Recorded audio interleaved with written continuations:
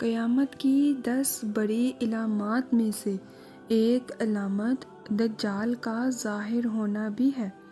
دجال کا معنی بہت زیادہ جھوٹا شخص، کیونکہ دجال بھی حق کے ساتھ باطل کو ملا کر جھوٹ بولے گا، اس لیے اسے دجال کہا گیا ہے۔ یہ اولاً خود کو مومن ظاہر کرے گا اور لوگوں کو بھلائی کی طرف بلائے گا، لیکن پھر نبوت کا اور آخر کار الوہیت، خدائی کا دعویٰ کرے گا۔ مشہور ہے کہ اس کی اصل یہود سے ہوگی۔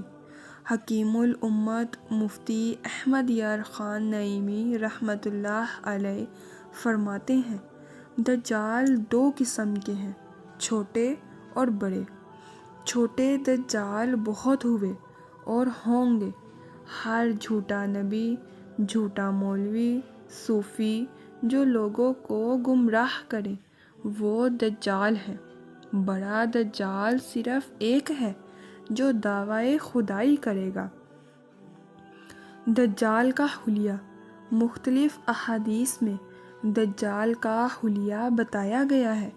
ان تمام کو سامنے رکھنے سے دجال کا جو حلیہ سامنے آتا ہے وہ یہ ہے کہ دجال ایک جوان مرد ہوگا، دراز قد اور ایک آنکھ سے کانا ہوگا، اور کانی آنکھ ایسی ہوگی جیسے پھولا ہوا انگور ہو، جبکہ اس کی ایک آنکھ خون آلود ہوگی۔ اس کا سینہ چوڑا اور ذرا سا اندر کی طرف دھنسا ہوا ہوگا۔ دجال کی پیشانی چوڑی ہوگی اور دونوں آنکھوں کے درمیان کاف، فا اور راہ یعنی کافر لکھا ہوا ہوگا، جسے ہر مسلمان پڑھ سکے گا، چاہے اسے پڑھنا آتا ہو یا نہ آتا ہو، اور اس کے بال گھنگریالے ہوں گے۔ دجال کا خروج۔ دجال کے نکلنے سے پہلے دنیا کی بہت بری حالت ہوگی، جیسا کہ احادیث مبارکہ کے مضامین سے پتہ چلتا ہے کہ اس کے نکلنے سے 3 سال پہلے ہی دنیا میں عام قحط پھیل جائے گا۔ پہلے سال آسمان 1/3 بارش اور زمین 1/3 پیداوار روک لے گی۔ دوسرے سال آسمان 2/3 بارش اور زمین 2/3 پیداوار، جبکہ تیسرے سال آسمان ساری بارش اور زمین ساری پیداوار روک لے گی، حتیٰ کہ آسمان شیشے کا اور زمین تانبے کی ہو جائے گی۔ اس خشک سالی کے سبب تمام چوپائے ہلاک ہو جائیں گے۔ فتنے اور قتل و غارت گری عام ہو جائے گی۔ آدمی ایک دوسرے کو قتل اور جلا وطن کر رہے ہوں گے۔ تب دجال مشرق کی سمت ایک اصبہان یا خراسان نامی شہر سے نکلے گا۔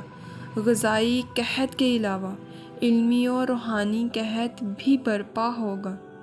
دین کے سلسلے میں لوگوں میں ضعف پیدا ہو چکا ہوگا۔ علماء اور دیندار لوگوں کی قلت ہوگی۔ زمین پر قیام کی مدت اور چکر۔ دجال زمین پر 40 دن رہے گا، جن میں سے ایک دن 1 سال کے برابر، ایک دن 1 ماہ کے برابر اور ایک دن 1 ہفتے کے برابر، جبکہ باقی ایام سال کے عام دنوں کی طرح ہوں گے۔ اس مدت میں دجال اپنے گدھے پر سوار ہو کر ساری دنیا کا چکر لگائے گا۔ گدھے کا جثہ اتنا بڑا ہوگا کہ دونوں کانوں کا درمیانی فاصلہ 40 ہاتھ کے برابر ہوگا، اور اس کے گدھے کی رفتار کا یہ عالم ہوگا کہ 1 قدم اٹھائے گا تو 1 میل کی مسافت طے کرے گا، اور روئے زمین کا کوئی میدانی، صحرائی اور پہاڑی علاقہ ایسا باقی نہیں بچے گا جہاں وہ نہ جائے۔ البتہ مکہ مکرمہ اور مدینہ طیبہ پہ فرشتوں کا پہرا ہونے کی وجہ سے ان میں داخل نہ ہو سکے گا، بلکہ مدینہ کے باہر دلدلی زمین میں پڑاؤ کرے گا، اور مدینہ پاک میں زلزلے کے 3 جھٹکے آئیں گے، جس کی وجہ سے ہر کافر اور منافق مدینہ سے بھاگ نکلے گا اور دجال سے جا ملے گا۔ اس روز مدینہ پاک پر ہر منافق اور فاسق مرد اور عورت سے خالص و پاک ہو جائے گا۔ اسی لیے اس دن کا نام یوم الخلاص بھی ہے، اور بعض روایات کے مطابق بیت المقدس اور کوہ طور پر بھی نہیں جا سکے گا۔ دجال کے شعبے اور ان کی حقیقت۔ دجال طرح طرح کے شعبوں کے ذریعے لوگوں کا ایمان برباد کرنے کی کوشش کرے گا۔ حدیث مبارکہ میں ہے کہ دجال کے ساتھ روٹیوں کے پہاڑ ہوں گے۔ دجال کے پیروکاروں کے علاوہ باقی لوگ سخت تکلیف میں ہوں گے۔ اس کے ساتھ 2 نہریں ہوں گی، جن میں سے ایک کو جنت اور دوسری کو دوزخ کہے گا۔ در حقیقت وہ دوزخ کا نام دے گا، وہ جنت ہوگی۔ اس کے کہنے پر آسمان سے بارش برسے گی، اور لوگوں کے سامنے وہ ایک شخص کو قتل کر کے پھر زندہ کر دے گا۔ دجال کی موت۔ دجال کے فتنوں کی وجہ سے اہل ایمان سخت پریشانی اور تنگی کے عالم میں بھاگ کر دخان نامی ایک پہاڑ میں پناہ لیے ہوں گے، لیکن دجال ان کا پیچھا کر کے پہاڑ کا گھیرا کر لے گا۔